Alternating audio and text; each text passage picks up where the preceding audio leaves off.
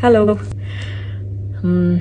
This is the first time that I'm getting in touch with you all to clarify something, and I think this will be the first time that I'll be thinking twice before I speak my heart, because I'm anxious that my words might be misinterpreted. So forgive me if I take a while longer than usual to communicate my thoughts.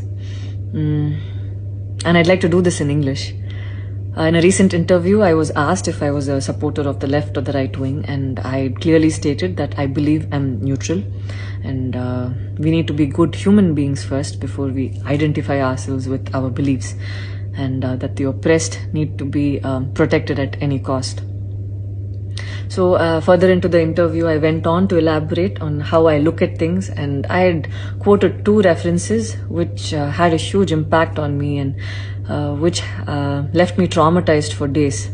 In fact, after I watched the film The Kashmir Files, I had the opportunity to speak with the director, and this was 3 months ago. I remember telling him that I was disturbed seeing the plight of the people at that time, and being someone that I am, I would never belittle tragedy like the genocide and the generations of people who are still affected by it.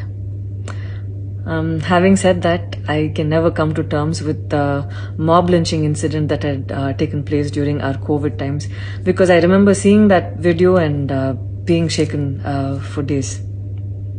I believe that violence in any form is wrong, and violence in the name of any religion is a huge sin. So this is all that I intended to say, and that's all. But it was very disturbing to see that many people online justified the mob lynching incident, and I don't think any of us have the right to take another person's life. Being a medical graduate, I believe that all lives are equal and all lives are important. And I hope a day doesn't come when a child is born and he or she is scared of his or her identity. And I pray that we're not heading towards that, at least.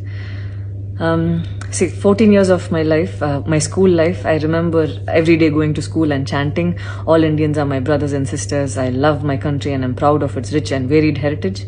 So maybe it went so deep into my head, and we as children would never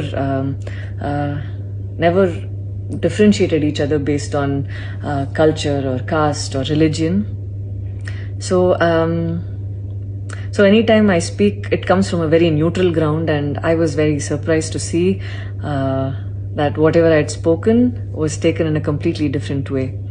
And it was also very upsetting to see that a lot of prominent personalities and websites had carried a snippet from the previous interview that I had given, even without seeing the complete interview or the genuinity behind what was said. I would like to take this opportunity to thank the people who stood by me the last few days, because I remember feeling so alone and conflicted, wondering what I did wrong, and it was heartwarming to see that a lot of people raised their voice in support of me, and I felt like they knew me for who I am. So thank you so much for making me feel like I wasn't alone. So I wish you all happiness, peace and love. Thank you so much.